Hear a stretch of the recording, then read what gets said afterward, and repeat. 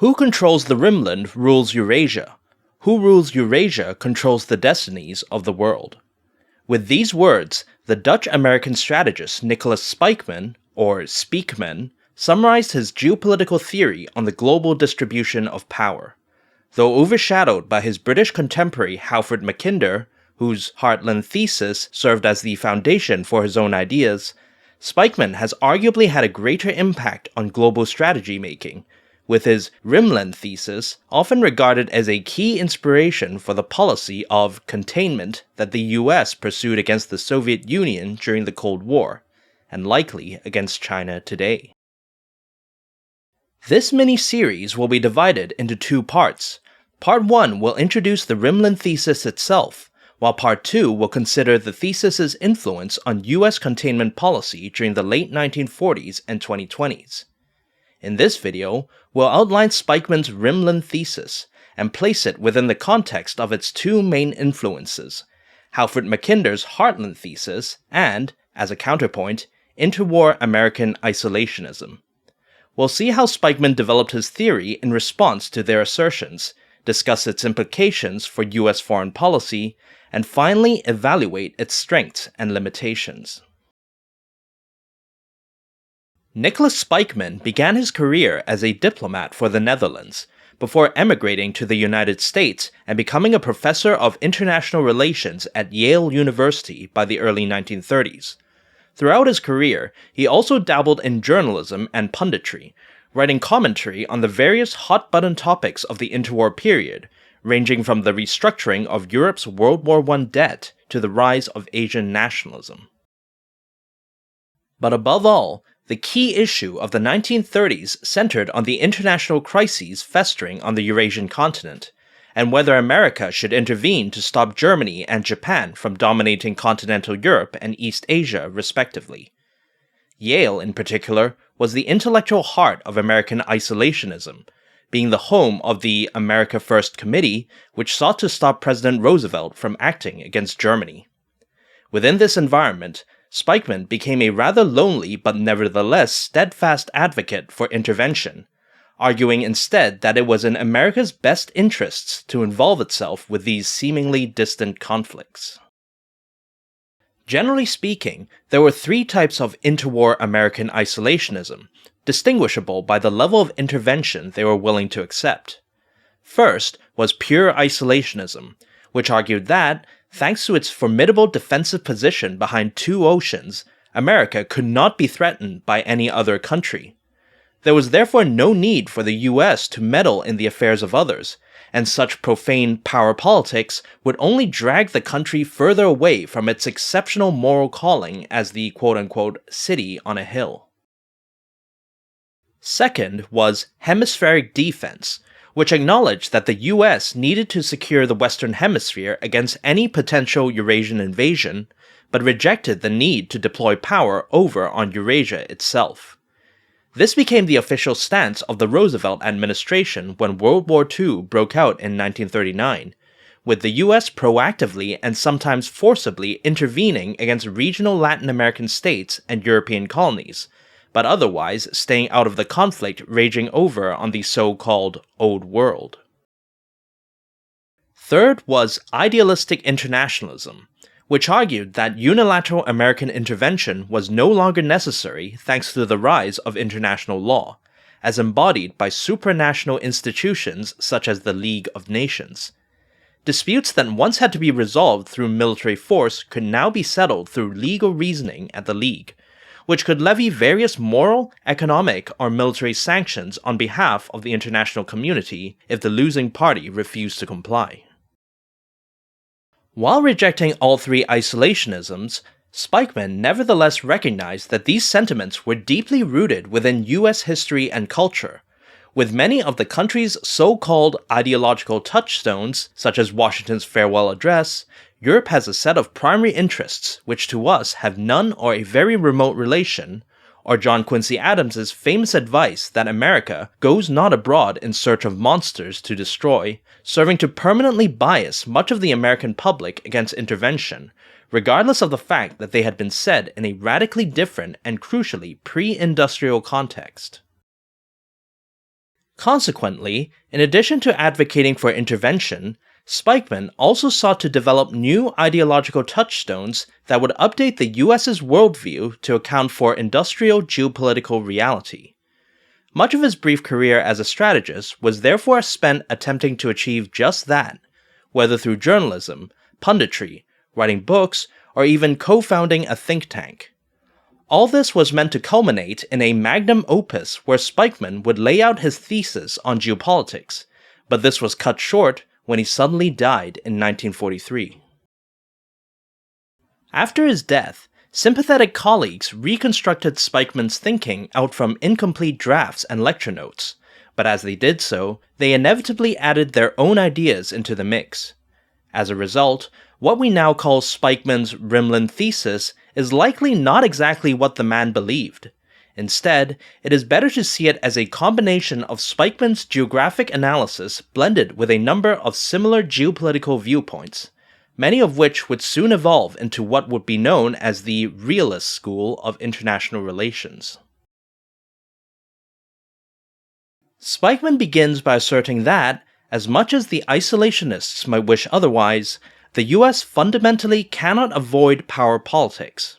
His reasoning will sound very familiar to anybody versed in international relations realism. The international system is anarchic, which means that there is no overarching authority to resolve disputes between states, which in turn means that states can rely only on their own power to defend themselves and their interests from being dominated by others. This means that the only real security comes from having more power than anybody else, but as states work towards this goal, their growing strength by definition generates insecurity in other states, who must now also advance their own power for fear of being dominated, causing the cycle to repeat itself once more. International life is therefore a never-ending power struggle, with Spykman even pessimistically declaring that peace is only ever a temporary armistice. Contrary to the hopes of the idealistic internationalists, international law cannot abolish this fundamental dynamic. At best, it provides an alternate platform for states to continue the power struggle through non-military means. And while it might be better to fight paper wars than actual wars, to use Spykman's humorous description of Britain, America, and Japan's attempts to quote-unquote sink each other's fleets at the interwar naval disarmament conferences, states will only comply if they believe that non-compliance will be punished with sufficient power and especially military power. And since no institution has yet obtained the power to independently enforce international law, this means that their ability to punish lawbreakers ultimately still depends on whether member states agree to do so on their behalf, and in turn, whether said states feel it is in their interest or ability to do so. As such, merely trusting in institutional sanctions without considering the power politics behind them risks rendering international law completely impotent, as demonstrated throughout the 1930s when the League of Nations repeatedly condemned Japanese, Italian, and German aggression, only for its member states to refuse to take action. Despite this rather grim and Darwinian depiction of the international power struggle, Spykman still finds a silver lining inside of it. For as states seek to grow in power while preventing others from doing the same, their collective actions often result in an equilibrium famously known as the balance of power, where states sort themselves into coalitions of similar strength.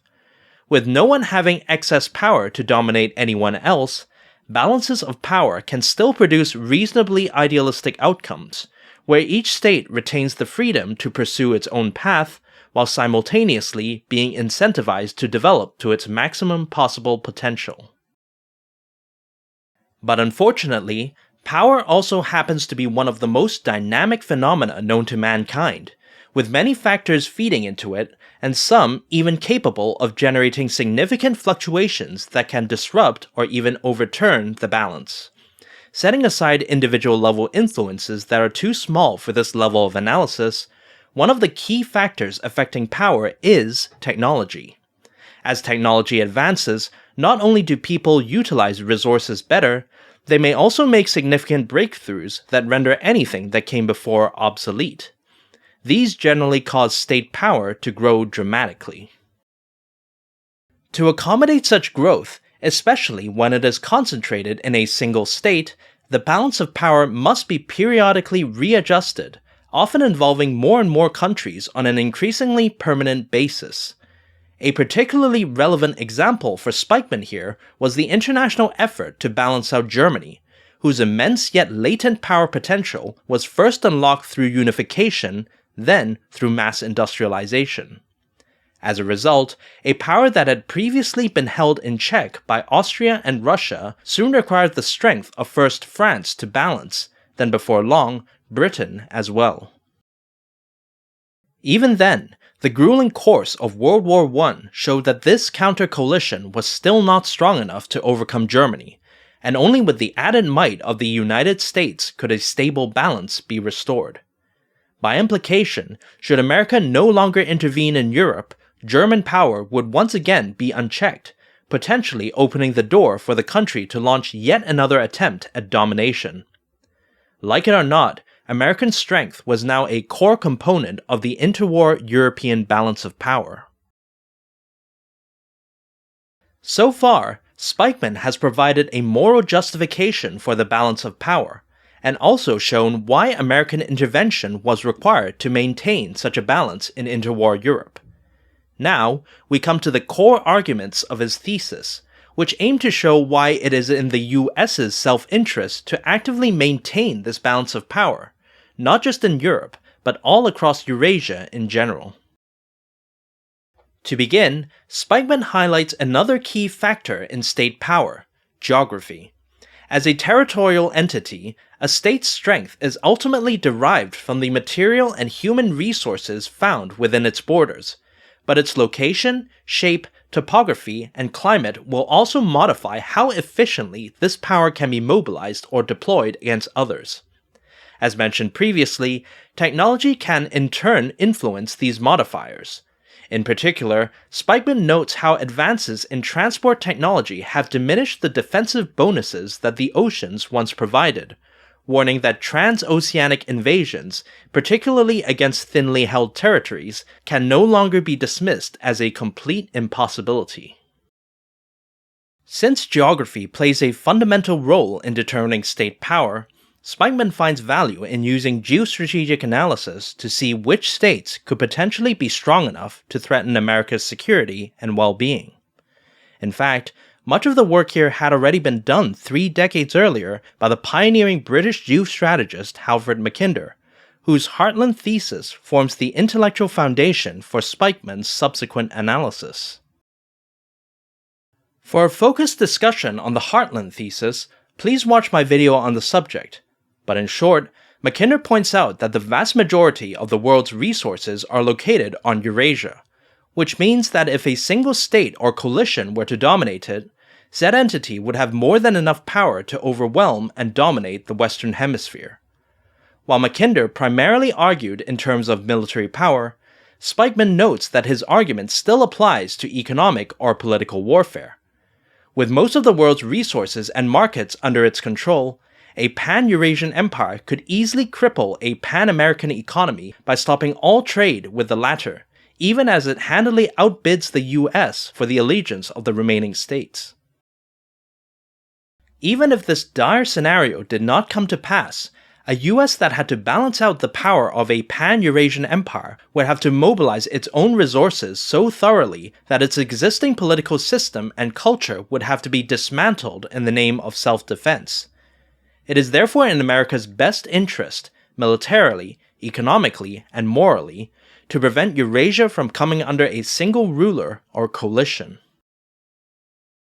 So which countries are the most likely to attempt a Eurasian unification? Mackinder famously answers this by dividing Eurasia into 2 primary regions. First, there is the central Heartland, isolated from the rest of the continent by a ring of difficult natural barriers. And second, there is what Spykman terms the Rimland, consisting of the geographically narrow but resource-rich coastal strips sandwiched between the southern edge of the Heartland and the seas surrounding Eurasia.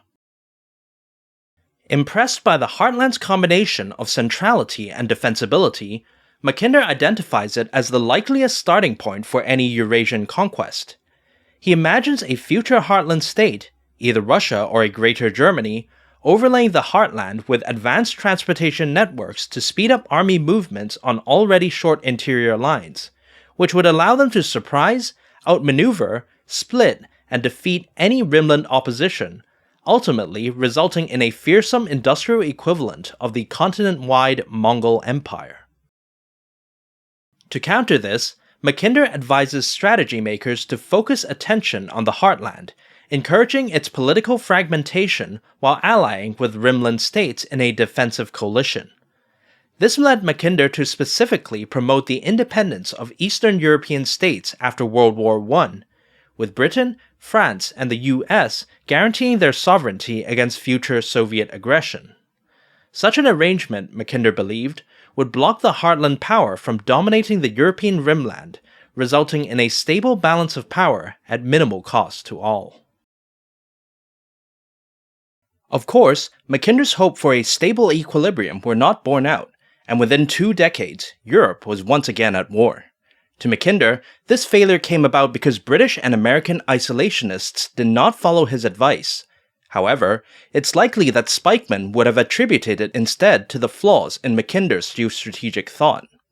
After all, if a thesis's assumptions do not align with geographic reality, the balance of power it seeks to create will also be misaligned and therefore doomed to fail.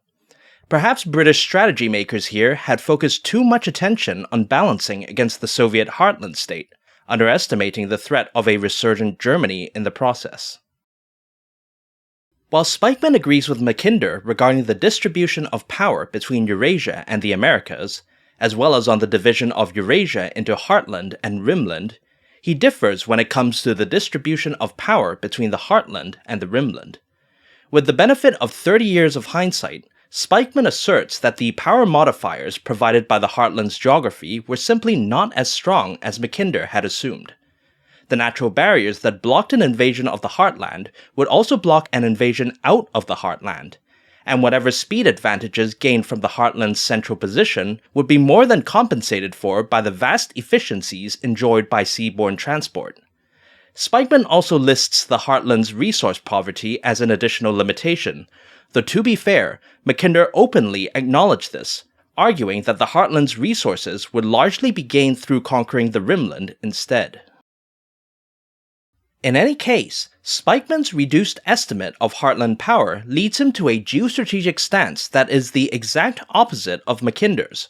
Rather than the Heartland, the region most likely to unite Eurasia is, in fact, the Rimland. Besides Heartland weakness, Spykman justifies his view by identifying 3 sources of Rimland's strength. Firstly and simply, the region already holds most of Eurasia's resource wealth. Secondly, its proximity to the ocean means that Rimland states are already linked to each other via a network of coastal seas, which, especially with industrial naval technology, essentially function as a so-called maritime circumferential highway that facilitates the flow of state power and therefore unification. Finally, Spykman also sees the Rimland as the region where power is at its most dynamic. Geographically isolated regions, like the Americas or the Heartland, tend to be shielded from many political threats.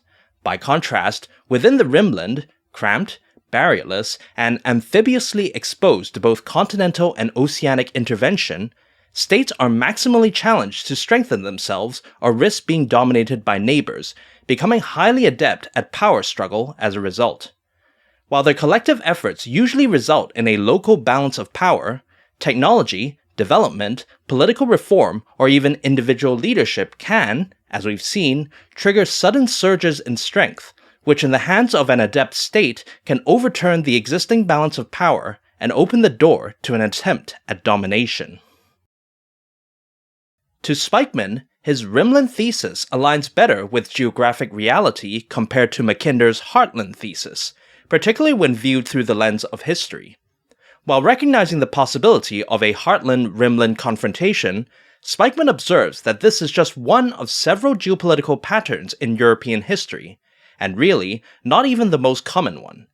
Instead, conflicts between Rimland states were a far more frequent occurrence, and in fact, 3 of the 4 largest European wars between 1750 and 1940 involved the Heartland power, Russia, teaming up with a so-called oceanic power, first Great Britain, then the United States, to defeat a Rimland power seeking regional domination, in the form of revolutionary France, Imperial Germany, and Nazi Germany. As such, both geostrategic logic and historical evidence seem to support Spykman's assertion that the Rimland poses a greater threat to the current Eurasian order, and therefore to America's core interests, than the Heartland does. However, not all Rimland territories are created equal, and only a few subregions have the potential to fuel serious attempts at domination. These are precisely the places where the United States must pay attention to and intervene in order to maintain the subregional balance of power, ensuring that no local state gains the unbalanced strength to dominate its subregion and use it as a launchpad to conquer first the Rimland, then Eurasia. To Spykman, a powerful Rimland territory is one with significant material and human resource wealth, though he excludes South Asia from consideration based on its perceived low development as of the 1940s. This leaves him with 2 subregions, which, not entirely coincidentally, were also where the 2 key Axis powers of World War II were located. They are Western Europe and East Asia. That said, Germany and Japan are hardly the only states the US needs to counter in order to maintain the subregional balance of power. While, as mentioned before, Germany is the biggest threat in Europe due to its inability to be balanced by other European states alone, Spykman also sees Britain and France as potential hegemons, not to mention the Soviet Heartland state, which he speculated might quite literally take over Germany's former position and become the new concern. Similarly, in East Asia, while Japan was the threat of the day during the 1940s, Spykman notes the potential for the Soviet Union, and especially a developed China, to dominate the subregion, and from there, expand towards Southeast Asia and the Indian Ocean in their quest for Rimland domination. Having explained why it is in America's best interest to intervene decisively in Eurasian conflicts, especially in Western Europe and East Asia, the only question left for Spykman to answer is, what should American intervention look like? Here, Spykman, like many geostrategists, begins by emphasizing the advantageous geopolitical position of the United States.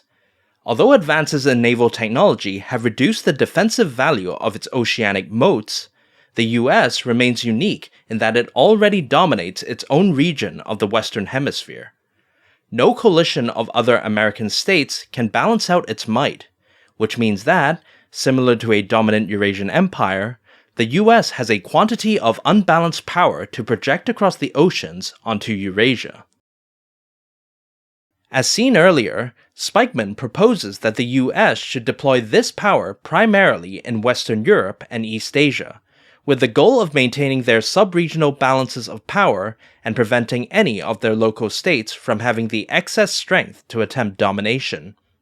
This entails adopting an unsentimental, flexible approach to foreign relations, echoing British Prime Minister Palmerston's maxim of having no eternal allies and no perpetual enemies. To Spykman, this would not actually be a radical departure from historical American practice, noting that, despite its lofty rhetoric, the US has often sought to cut even its allies down to size, as seen in its attempts to limit British naval power both before and after they had fought together in World War I. A few policies merit specific attention. First is the role of international law within the Rimland Thesis. Contrary to what international realism is often caricatured as, Spykman actually sees laws and institutions as useful tools in managing the sub-regional balance of power. They allow the power struggle to carry on in a less violent, more structured form, and by being neutral arbitrators, they can also call in and guide American intervention in a minimally biased way. But as Spykman noted at the start, the effectiveness of international law ultimately rests on whether states see it in their interest to enforce legal judgments. Accordingly, instead of a cumbersome global League of Nations, Spykman instead recommends a constellation of sub-regional leagues, ensuring that member states have a greater stake in what is being discussed and will therefore act in a way that better upholds the balance of power. The second policy involves territorial adjustments in Western Europe and East Asia. While Spykman's logic for American intervention has little time for moral or historical considerations, a sub-regional balance of power is much easier maintained when the states involved are all equal in strength.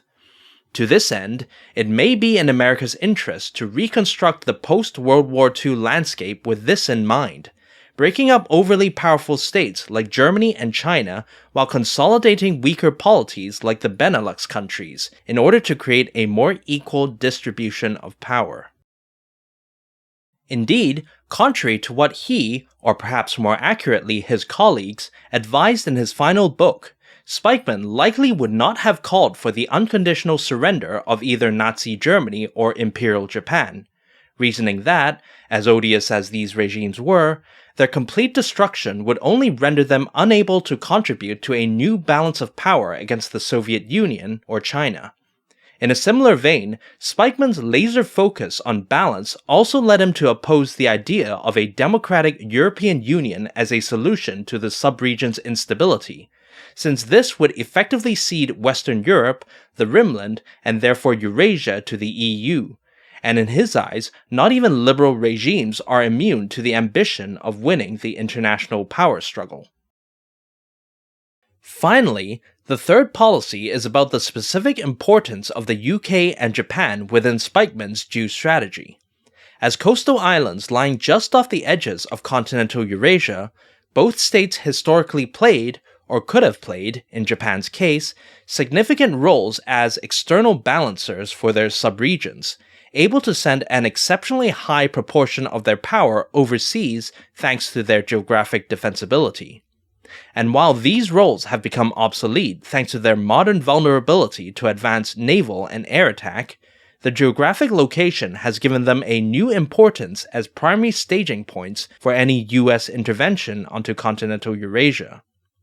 As such, despite Spykman's earlier call for US intervention to be done as impartially as possible, effective action in Western Europe or East Asia is simply impossible without British or Japanese cooperation.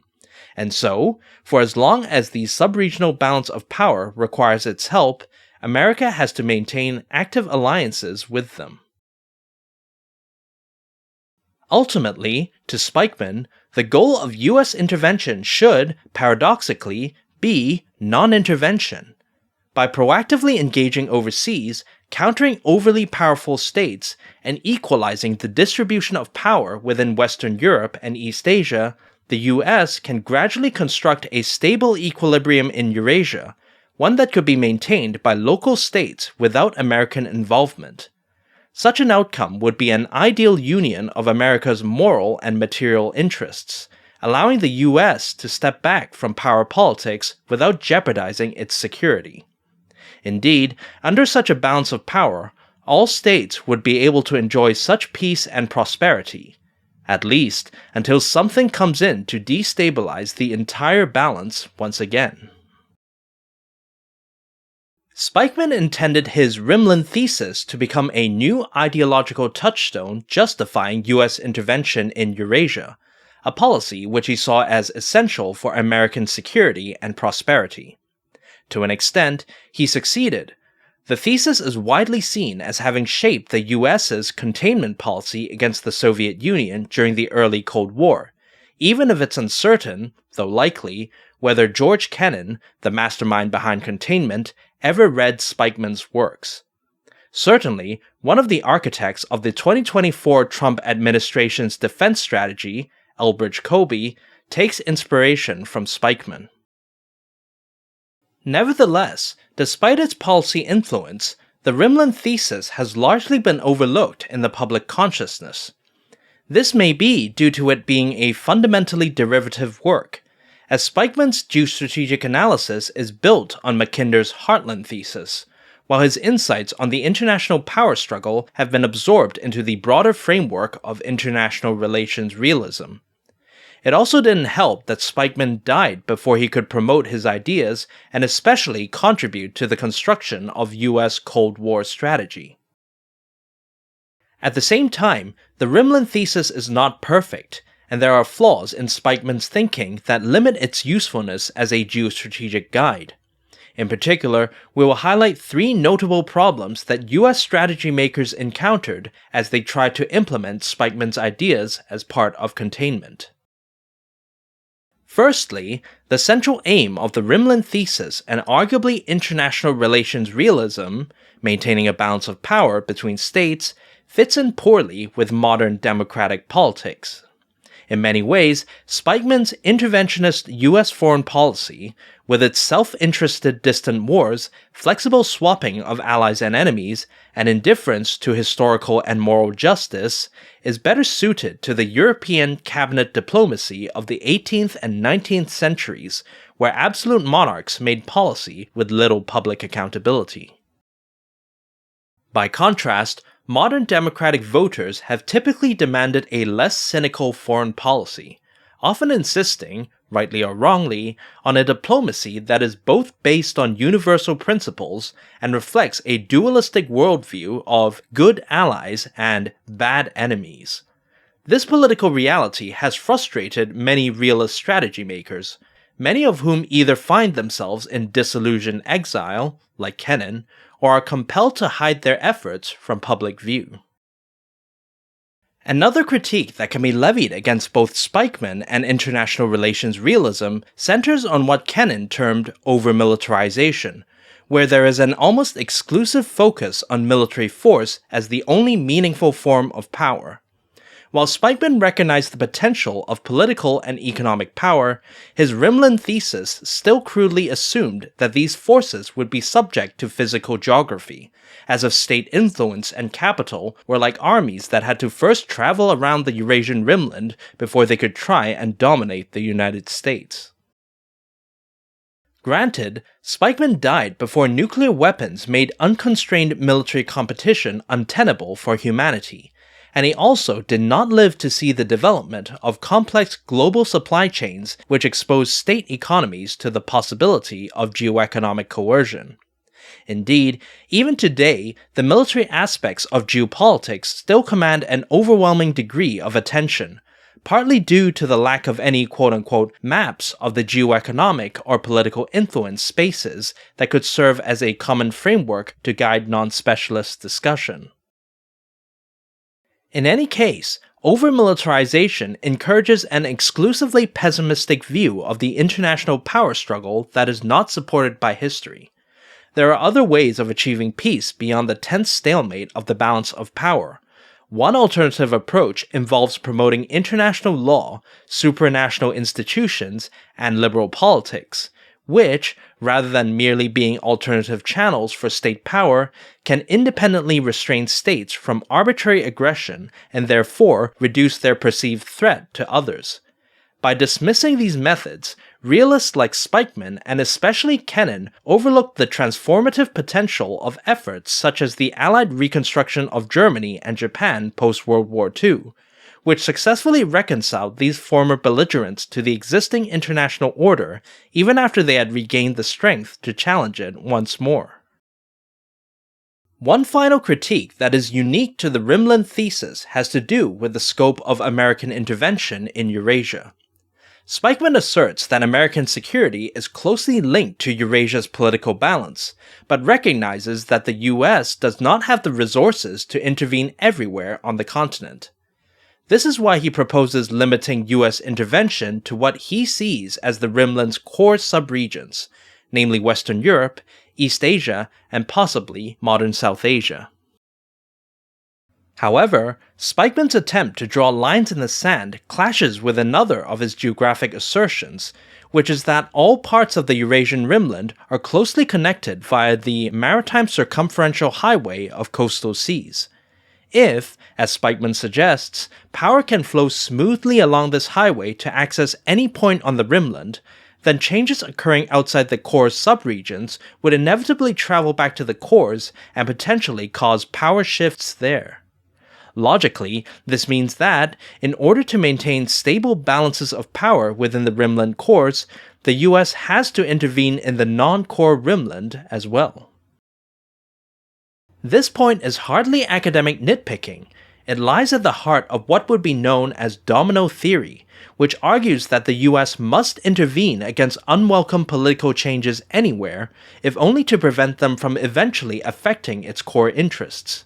As we'll explore in the next video, the logic of domino theory can be very appealing, even to staunch realists like Kennan, and its call to intervene widely across the Rimland meshes quite well with the universalist ambitions of modern democratic politics. However, if unchecked, domino theory will ultimately saddle the US with far too many strategically unproductive commitments, which during the Cold War led to its infamous overstretch, exhaustion, and withdrawal in the Vietnam War. Ultimately, despite its flaws, Nicholas Spykman's Rimland Thesis remains a vital framework for understanding global geopolitics. By highlighting the geostrategic importance of the Eurasian Rimland and urging active US intervention to maintain a balance of power amongst the Rimland states, Spykman challenged the isolationist tendencies of his era and laid the intellectual groundwork for the policy of containment during the Cold War and beyond. Though his realist viewpoint often clashes with modern democratic politics, Spykman's thought endures as a powerful reminder that, in a modern and interconnected world, not even America can afford to be an island unto itself. It must actively shape the global order, or risk being shaped by it. The only real question is, how much should the US intervene, and what is the most effective way to do so? Thanks for watching the video, and please like, subscribe, and hit the bell button. If you have any questions, I'll be happy to answer them in the comments section. This is part 1 of a 2-part series. The next video will use the Rimland Thesis to examine 2 periods of US containment policy. Firstly, the strategy of George Kennan against the Soviet Union in the late 1940s, and second, the strategy of Elbridge Colby against China in the mid-2020s.